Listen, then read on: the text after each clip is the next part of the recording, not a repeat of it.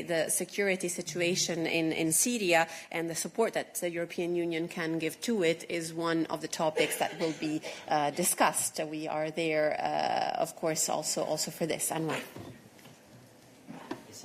Thank you, Ariana. Without prejudging the mission of the President, as Ariana just said, let me here recall our position in terms of the situation in Syria, which has been endorsed by the EU 27 heads of state and government at the latest European Council, where we have reiterated our support for a peaceful and inclusive transition in Syria, and we have underlined the importance of protecting the rights of Syrians from all ethnic and religious backgrounds without any discrimination. Now, on the issue of the clashes that you have been referring to, we are following with great concern the developments in and around Aleppo, especially the reports of civilian casualties. We call on all sides to exercise restraint, protect civilians, and seek a peaceful and diplomatic solution in line with the agreement that has been reached on the 10th of March 2025.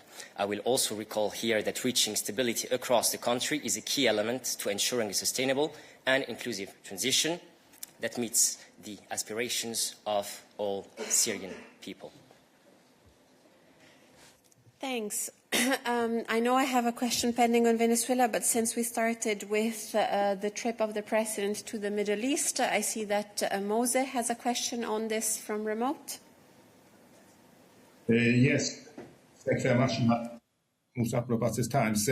I also have a related question now when her trip to the region, to Jordan, Syria, and Lebanon is mentioned. As we know, she attended the opening of the Cyprus Air Presidency in Nicosia yesterday, and one issue which was stressed by all speakers, also by Cyprus, was of course that it can serve as a bridge between Europe and the Mediterranean and the Middle East countries. So I think it comes as a surprise now when she's traveling to the Middle East together with the Council President Costa. She seems to avoid, doesn't visit Israel.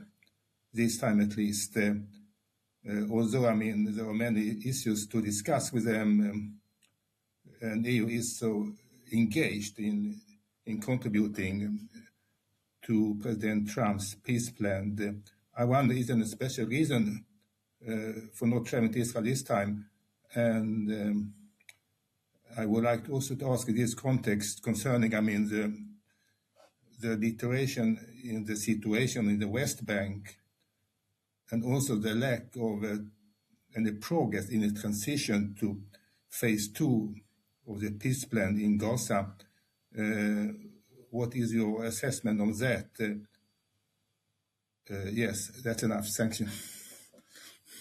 Thanks, Mose. I'll leave, of course, the second part of the question to Anwar. For the first part of the question, absolutely no specific reason, meaning that it's not because the President is traveling to a region that she has to visit each and every country in that region. It's not something that is happening ever, and it's not something that is happening this time either. She is traveling to the region, first of all, because indeed the relationship with our Middle East partners are of strategic relevance. This is in line with the presidency indications and is something the European Commission has been actively working on since many years.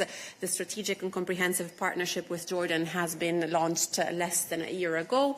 It was end of January last year when King Abdullah II came to Brussels for the launch of this partnership. And very importantly, today is the first EU-Jordan summit.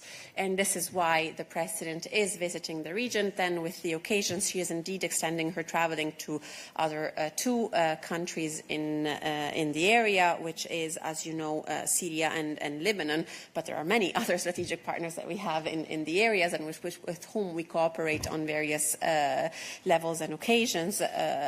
Israel is a key interlocutor, of course, for the European Union. Anwar can confirm the many contacts that we have with Israel on the different topics that we will continue to have, of course, also now. Anwar.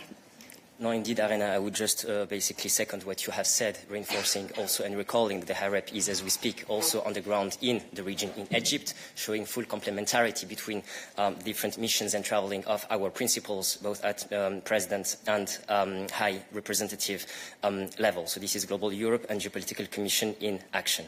Now, on the settlements, we have been having a clear and long-standing position on the expansions of the settlements, starting with recalling that settlements are illegal under international law. And we have been calling on the government of Israel to reverse that decision no later than at the latest European Council of December. Further expanding these settlements across the West Bank risks having a knock-on effect on the fragile ceasefire in Gaza and threatens the viability of the two-state solution. The EU has also called on Israel to reverse the so-called E1 settlement plan that further undermines the two-state solution, and our position on the matter is quite clear. There is no other solution than the two-state solution to the situation that has been unfolding for way too long in the occupied territories and in Israel. Thanks, Anwar. Mose, you have a quick follow-up. I would like to go back to the question on Venezuela and then close the Foreign Affairs chapter. Okay, thanks. Just a quick follow-up. But that really illustrates, I mean, the reason behind my question, because neither High Representative Callas nor the Commission President is currently at least visiting a key country in the region. I mean, to discuss all these outstanding questions you mentioned.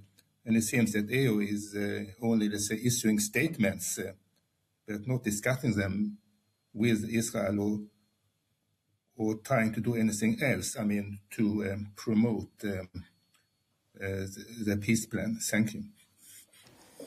Thanks, Mose. I understand this is your view. This is not our view. What I have just said is quite to the contrary. We are active in the region and present at all levels with our principles and, of course, at diplomatic level constantly. Also in Israel, the occasions of engagements are multiple. Anwar can detail them to you bilaterally later if necessary. From our side, there's absolutely no specific reading in not visiting each and every country in a region when there is an occasion to travel there. Anwar.